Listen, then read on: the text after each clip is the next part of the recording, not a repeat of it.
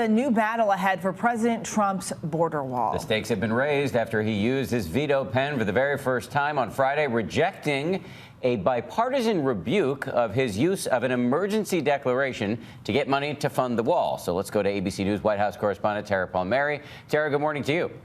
Good morning, Dan. It was the first challenge against the emergency declaration, and it was supported by members of his own party. But now the challenges are piling up as more and more lawsuits are filed. This morning, President Trump's defiant veto declaration under fire as the legal battle over border wall funding now heads to the courts. I will be signing and issuing a formal veto of this reckless resolution, and that's what it was. The president dealt a stunning rebuke when 12 Senate Republicans, including Marco Rubio, Rand Paul, and Mitt Romney, crossed party lines to vote in favor of a resolution terminating his emergency declaration. Congress has the freedom to pass this resolution, and I have the duty to veto it, and I'm very proud to veto it. Those Republican lawmakers calling the declaration an overreach of executive power by allowing the president to bypass Congress and access billions of dollars in military and treasury funds to build the wall. It is a tremendous crisis. People hate the word invasion, but that's what it is. It's an invasion of drugs and criminals and people. President Trump justifying his decision after Congress denied his request of $5.7 billion for a wall along the U.S.-Mexico border. But the legal fight is just beginning. I think we're going to win this court case, but just in the facts alone, there is no national emergency. Attorney General Bill Barr insisting they are on solid legal ground. Mr. President, your declaration of an emergency on the southern border was clearly authorized under the law. The president's still not backing down, now asking for even more money for the border wall in his latest budget request of $8.6 billion. The president's veto will face another hurdle when the House votes in the coming weeks on whether to override it. But it's highly unlikely that will happen because you need 2/3 majority in the House and Senate to do so. And only 13 House Republicans broke with the White House to pass this bill. All right, Tara, we'll stay on top of that. Thank you. Meantime, Senator Bernie Sanders suffering a minor head injury. The Democratic presidential candidate seen with a bandage on his head.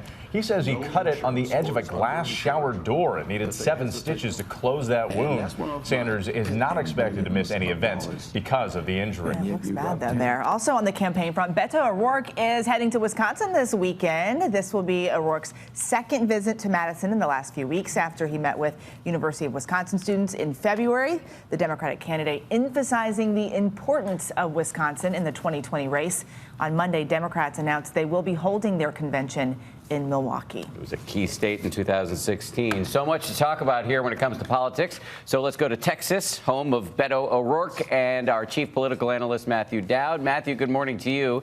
Let me ask you about another potential 2020 candidate, Joe Biden, the former vice president. He is set to appear at a big political event tonight in his home state of Delaware. So do you think he's going to run? And if he does, can he win the nomination? Well, you've probably seen the movie Everest. The true story of Beck Weathers is when you think about Joe Biden and he's saying that he's 95% there, like Everest, the last couple hundred feet are the hardest part and the most difficult, and that's where most people stop. And I think he's still likely to get into this race. But I think those last couple hundred feet are the tough part in it. So I think he's obviously going through this. He has everything in order, but I think he's still deciding on this. If he gets in, he and Bernie Sanders are the front runners. But there's so much enthusiasm on the left for having a person of color or a female candidate this year, and yet the front runners are Bernie and Biden. Do you think they'll be able to maintain that status, especially given the fact that front runners at this point often aren't the front runners by the time we get to the convention? Well, you know, Dan, though Iowa and New Hampshire are a little less than a year away, the first real primary is in June when the debates start, and then there's a series of debates. There's going to be 7 or 8 debates before the Iowa and New Hampshire caucuses. That's really the test. Most of why Bernie and Biden are leading is driven by name ID because most of the others aren't known as well. So I think it's a question of the lasting power and the pressure on them. Can they perform at the debates, Bernie and Biden? And do they have the staying power for the next 11 or 12 months? Matt, let me loop back, if I may, to the mass shooting, the massacres in New Zealand.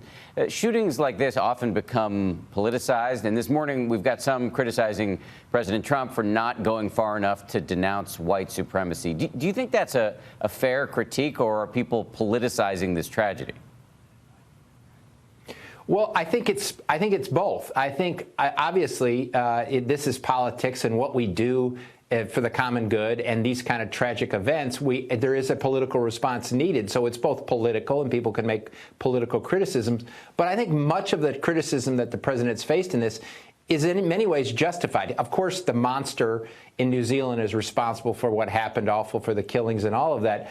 But we have to all ask ourselves, and the president, I think, it should take some time, I don't know if he will, and look in the mirror and sort of ask himself, are the words he used where he's pushed fear of Muslims, is the word he pushed a Muslim ban, is all of the things he's pushed at different groups, immigrants, refugees, calling things invasions, do they foment a hate in this country where then you become, by the use of your words, in many ways complicit in what the actions of a crazy person does in some jurisdiction. So I think the president ought to take some time and reflect on that. He doesn't have responsibility for the shooting, but he ought to look and see if he does have some accountability and the language he's used and what he's done that have allowed people to have that permission to do these awful things. Matthew Dowd, so many complex questions on this Saturday morning. We really appreciate your analysis. Thanks again, Matt. Hi, everyone. George Stephanopoulos here. Thanks for checking out the ABC News YouTube channel. If you'd like to get more videos, show highlights, and watch live event coverage, click on the right over here to subscribe to our channel. And don't forget to download the ABC News app for breaking news alerts. Thanks for watching.